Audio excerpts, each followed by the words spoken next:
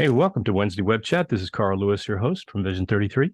Today's presentation will be about digital transformation, really what we call the move from analog to digital.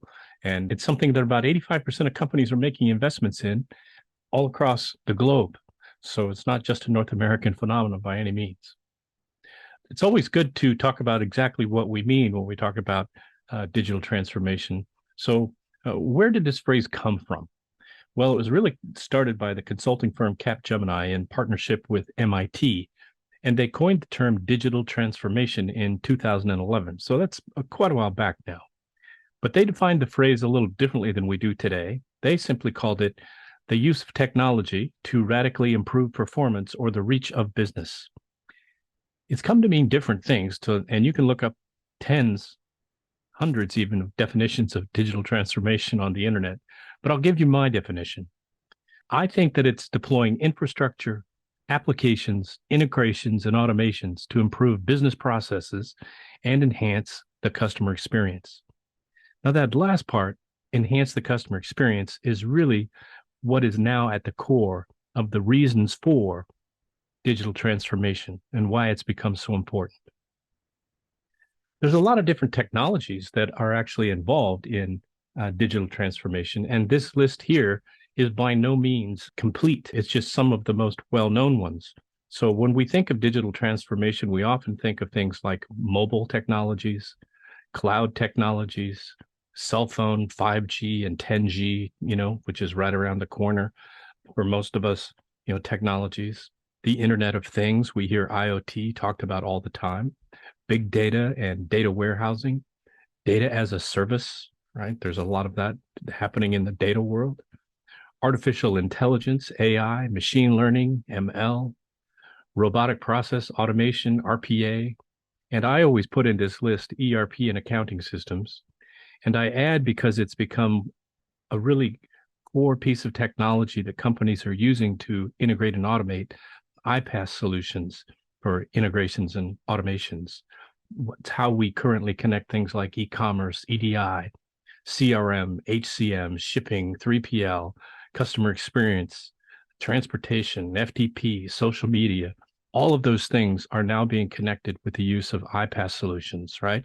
Integration platforms as a service, cloud technology for integration and automation. Let me give you kind of a picture of, how this impacts a typical Business One customer, let's say, right? And this would be true for, any small to medium-sized business running any ERP application, but particularly for Business One customers because we're familiar with who they are and how they operate.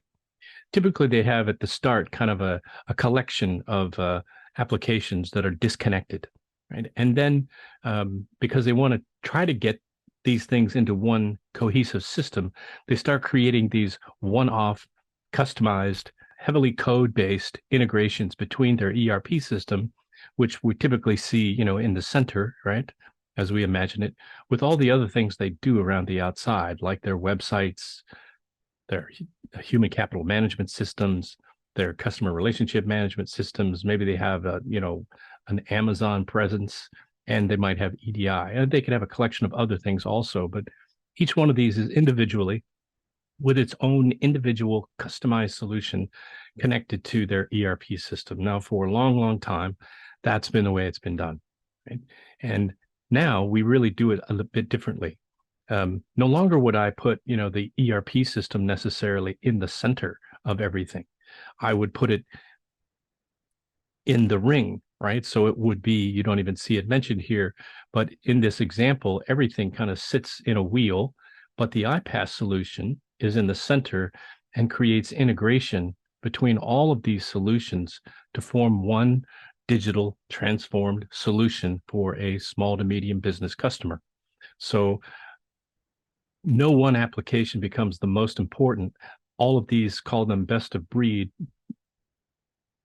solutions that a company chooses to deploy, become part of their overall digital footprint. And it's how they connect with their customers in a lot of different places and connect with their employees, out here someplace, but everything ends up where they need it to be. So how does digital transformation actually happen in the life of a business? Well, I've done a little thinking about this, and I think I can define for you kind of what the journey is like for many companies. Usually, we're doing business as usual. Things are kind of status quo. Nothing special about that, right? But then early adopters start to happen. And one department someplace, a lot of times it's marketing department and sales, they get an idea that they can automate certain parts of their sales process, their marketing process. And so they start creating automations. And these automations save time and they become productive and generate new leads, help customers make decisions more quickly. Well, then, because of that success, other departments and people in the company start reevaluating it. They see that it's got relevance to their departments as well. So they begin to reimagine how they're going to do things. And especially, they recognize that certain things, if done in a more efficient manner, will have an impact on revenue.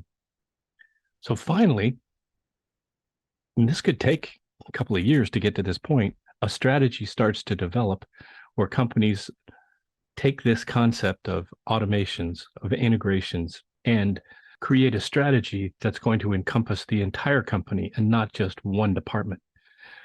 Most of the time, that means that a specialized team is formed, whether it's informal or formal, and new skills are brought to the table because we can no longer do things the way we used to.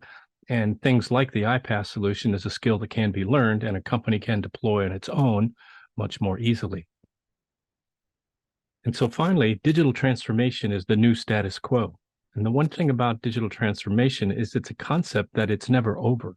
We just continually work on it all the time and continue to improve and continue to digitally transform. Just like employing any kind of technology, there's always a possibility of failure. And so some of the things that you need to do to not fail in digital transformation initiatives is to outline the objectives really clearly. You can't just sort of begin and not aim at something. We need to get leaders involved because they need to understand the benefits and they need to help guide us through the process and keep everybody on board. And they will be the people responsible for securing everyone's buy-in in the company that we're going to do these things. We have to know what's possible.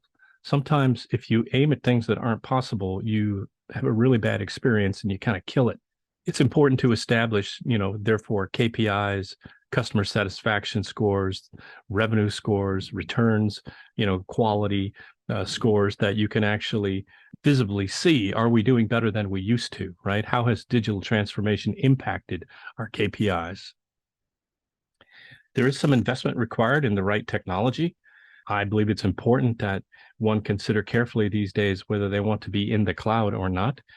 About 75% of all new customers deploy in the cloud as of this date at Vision 33. It's more and more the technology of the date and time we live in. And we need to start with some initiatives that we can actually win, that call it the low-hanging fruit, if you will. We need to get those quickly so that we put these successes in front of people and get greater buy-in right up front. And we need to take small steps and remember that this is a journey.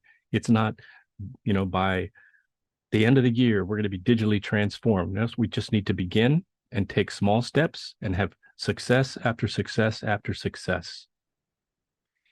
What are some of the benefits to digitally transforming your business? Well, one of the most important ones that people talk about in today's marketplace is putting the customer at the center of everything. People are now kind of rethinking their whole business with the customer at the center of everything and always asking the question, how would this benefit the customer? What would the customer think about this? It gives you the ability in the company to do real-time data monitoring so you can see changes as they happen, trends as they occur. We meet our customers' expectations much better because we're always asking those questions that put the customer at the center of everything. It allows you definitely to focus your marketing efforts because you're looking at your data differently and collecting more data and have the ability to analyze that data much more effectively so that your targeted marketing efforts will be much more on target. And it makes your employees more productive because anything that you can automate that they had to previously do manually will make you much more productive in the business. And it gives your employees time to do other things that really require that human touch. And of course, it generates more revenue. If I could give you a 5-year forecast of, what business will look like and how digital transformation is impacting the marketplace, I would say, number one, the digital transformation is now the primary strategy for all CEOs. And that's both business to business companies and business to consumer companies. It impacts all businesses. It'll become one consolidated vision and function. As I mentioned, it's going to be about what we now refer to as customer transformation. So businesses want to transform digitally in order to become a customer-centric business. That's what they refer to as customer transformation. There'll be new IT skills and investment in them that are on the table. So there are already new skills that are required in digitally transformed companies and in companies like Vision 33 that help other companies to digitally transform. And so you may find that you need people that have these new skills as the days move ahead. Big data and analytics will become the driving force. And I'll show you a little bit later how important it really is to this whole concept of digital transformation and why big data is really driving the need to have better technologies. And the Internet of Things is going to be the catalyst to spread digital transformation everywhere. Almost everything manufactured today has some sort of a sensor on it that can be part of a digitally transformed community, part of a digitally transformed world, and part of your digitally transformed business. There are some possible negative outcomes that I think about sometimes when it comes to digital transformation. So let me share some of those with you. I think that, you saw in that illustration we had about how a company can be all connected and automated and all of those things. Well, previously, maybe we had to worry about, certain parts of our business being exposed to the internet and whatnot. But now it really comes down to the fact that the whole thing, everything we do, every interface, whether it be an interface that's used by our customers, by our partners, by our vendors, by our employees, they're all exposed to the internet. And therefore, the data security and cybersecurity risks are elevated dramatically. Complexity causes failure. So when you start connecting all these things, it's really important to try to keep it as simple as you can, because when things get too complex, that's when failure occurs. It's one of the reasons that iPaaS solutions are really valuable, is because the way that we connect, the way that we design connections and that we integrate applications one to another, it's the same way every single time. And therefore, it keeps it simple and doesn't add uniqueness to every single connection that we have, beyond what's necessary.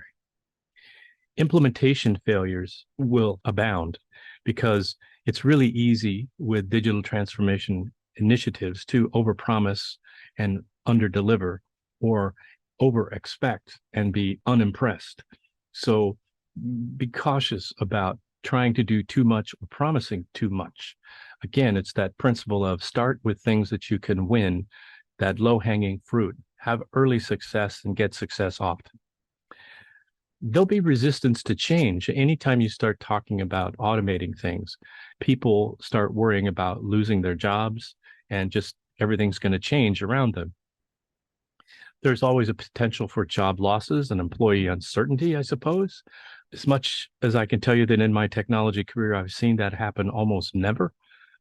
It's just not something that happens because people have the ability to reallocate those human resources, when we don't have them doing repetitive things over and over the same way all the time.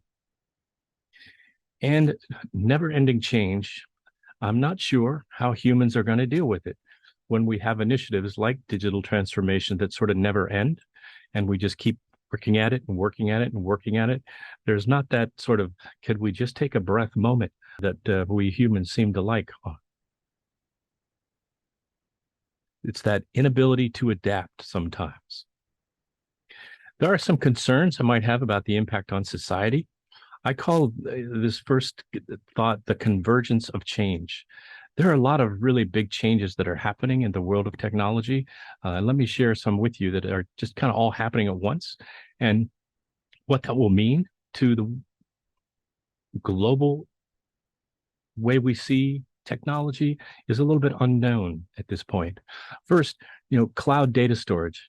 53% of all ERP systems, right, are now in the cloud. And as you heard me say earlier, that number is growing because right now, 75% of all new customers are deploying in the cloud. So that 53% will be growing pretty rapidly over the next few years.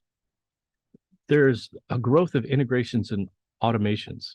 Multiple software as a service applications and e-commerce sites are now a part of almost all businesses, right? So there's just, whereas in the past we tried to do everything in one piece of software called an ERP system, that is not what's happening today.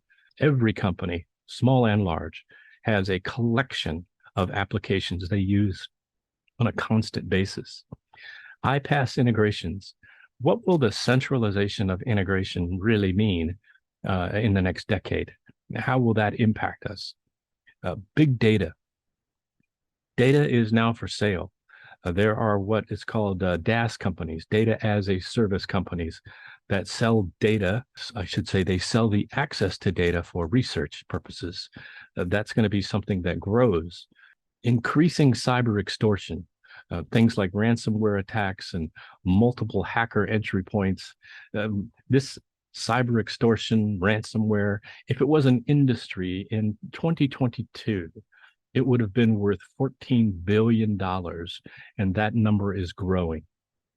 This one is interesting, the changing data ecosystem, with so many companies starting to put all of their technology, all of their infrastructure in the cloud.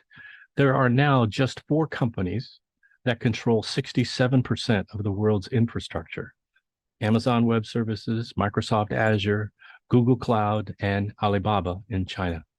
That's a lot of control in the hands of 4 companies, right? And the decline of personal data and privacy rights, the loss of privacy is something that people think about a lot. 70% of adults believe their data is less secure now than it ever has been. The cumulative value of all of these initiatives will be extremely high. It'll be immeasurable how valuable all of the infrastructure investment is going to be that all companies make in digitally transforming. And therefore, it's kind of a high risk piece of business that you get to be a part of. So it has to be cared for carefully. And the potential impact of bad global political actors when it comes to data and hacking and all of those sorts of things. This is different in some ways than just cyber extortion. It's cyber extortion from a political perspective, which I think we'll see increasing. So the caution about digital transformation that I can give you today is that when digital transformation is done right, it's like a caterpillar turning into a butterfly. But when it's done wrong, all you have is a really fast caterpillar. So that's been something that's been said for a few years now. So I think, again, it's just that caution of go slow and get it correct. Why is digital transformation necessary? Well, for me, it's about the data. Currently, there are about 10 to 11 zettabytes, it's hard to even get your head around that number, of data collected on devices. About 60% of that is kind of on premises and in the cloud, right? Companies' data. What we call edge devices is about 10%. These are kind of the gateways between networks. Endpoint devices like our mobile phones, PCs, virtual machines, embedded devices, servers has about 40%. And it's just a lot. 1 zettabyte is 1 trillion gigabytes. There is a lot of data stored in the world today. And you can find other numbers bigger than this, by the way, out there in terms of how much data people believe is really in the world. Digital transformation and our ability in particular to collect data is really kind of a replacement. I call it the new library. From the beginning of time, really, mankind has always tried to save data, archive things, publish data. We've kind of always believed it's how the truth becomes known, and we believe that the truth wins. The history of data collection began when we started drawing and writing on cave walls and collecting these things in one place, and for the purpose of collecting, displaying history that other people would see at some point, and making that information available to others. That's where the real difference comes in. So let me try to give you some historical perspective on data collection. I did a little research, and this is a list of the 8 ancient large libraries of the ancient world, right? And cumulatively, when you read that, for instance, the library in Nineveh had 30,000 tablets, or the Library of Alexandria is a great one because it was quite large, had 500,000 papyrus scrolls. You think that sounds like a lot of data. But cumulatively, when you try to pull that forward into our world, it's only 2,651 gigabytes of information. Conservative estimates of an average SAP Business One customer's database size is 50 gigabytes. Think of that. One Business One customer is 50 gigabytes. Vision 33 has approximately 1,000 customers. So conservatively, that's 50,000 gigabytes of storage. SAP has approximately 75,000 SAP Business One customers, which very conservatively equals 3,750,000 gigabytes.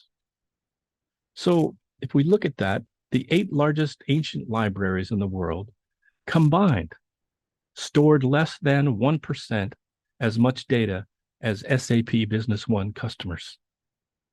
That's a phenomenal discovery for me when they try to make sense of that. Let's try to bring it forward even more. So here's a list of the 10 largest libraries in the modern world, right? And the Library of Congress in the United States is the largest, for sure. Its data requirements are approximately 519,000 gigabytes. Now, you might be asking me, how in the world did I come up with that? Well, there's a formula that you can look up out there, and you take the page numbers of a book, right? And the average page numbers of all books is about 300. And you multiply it by 3, and that gives you the number of megabytes of storage you need. So you can convert that to gigabytes pretty easily, right? So that's where the root of this calculation comes from. So the U.S. Library of Congress's data requirements are approximately 519,000 gigabytes. As we said, SAP has approximately 75,000 SAP Business One customers. Conservatively, their storage is 3,750,000 gigabytes, 3,750,000 gigabytes. The 10 largest libraries represented here in the modern world have data requirements of approximately 2,271,000 gigabytes, 61% as much data as is being stored by SAP Business One customers. Now, there are 32 million US businesses. If each of them had storage equal to 50 gigabytes, like an average SAP Business One customer, the cumulative storage of USA-based businesses would be 1,600,000,000 gigabytes. That is a lot of data. So if you need a picture of what that looks like, and again, this is not like a global perspective with all the numbers included. That's just these audiences that I've been talking about, like Business One customers, Vision 33's customers, the ancient libraries of the world, and the libraries of the modern world, right? Just so you can get a perspective on how much data businesses, just small and medium businesses, are storing today compared to the past. So you see there, the ancient libraries of the world barely show up as a little sliver. They just get mentioned, right? The libraries of the modern world, that's impressive. Vision 33's 1,000 Vision 30 or SAP Business One customers, they show up. But all SAP Business One customers combined is a massive amount of data that's being stored. And that's just SAP Business One customers. That number of all the businesses that's out there would take up the whole graph, and nobody else would even get a sliver of representation. Why is digital transformation such an urgent concern? These are the type of things that businesses are being told today. Windows of transparency are coming, whether you're open to them or not. So data is becoming available, visible, researchable, whether we're ready for it or not. The concept of privacy is under attack at all levels. And there's pressure in business and outside of business for people to be parts of networks where transparency into data is much more available from customers, from vendors, from trading partners, and all of that. That is happening, and it will happen at a pace that we're not able to stop, basically. Companies are being told they can seize this moment and find ways to take advantage of the changing data and its ecosystem, or resist them and miss out on big opportunities. Everyone is demanding greater insight into your business and industry. And if you don't meet those demands, someone else will. Peter Drucker, one of my favorite authors, wrote in The Effective Executive way back in 1966, this phrase: "The enterprise that does not innovate ages and declines. And in a period of rapid change, such as the present, the decline will be fast." Probably words that are good for today's era of digital transformation also. Some things that people talk about these days is asking the question, well, who was it that led the digital transformation at your company? Was it your CEO, your CTO? Well, many of them said that what really started them doing this was COVID-19. And there's even been a few cartoons about it that you can see here. Digital transformation is years away. I don't see our company having to change anytime soon, but then the pandemic occurred and a lot of companies found themselves scrambling to catch up and to at least get started with a digital transformation concept. And lastly, I would just simply ask you to think about this. Is it going to be my data? Is it going to be your data? Or is it going to be everyone's data in the world ahead? That's what I think you'll probably find, is that there's going to be greater access to your data and my data and business data than ever before as we digitally transform and take the next steps that logically leads us to in the years ahead. Well, I hope you've enjoyed this little presentation. It's part of something that I shared at a college meeting here recently, and I felt like it would be a good presentation to share with the Wednesday Web Chat crowd. Until we see you again on the next episode of Wednesday Web Chat.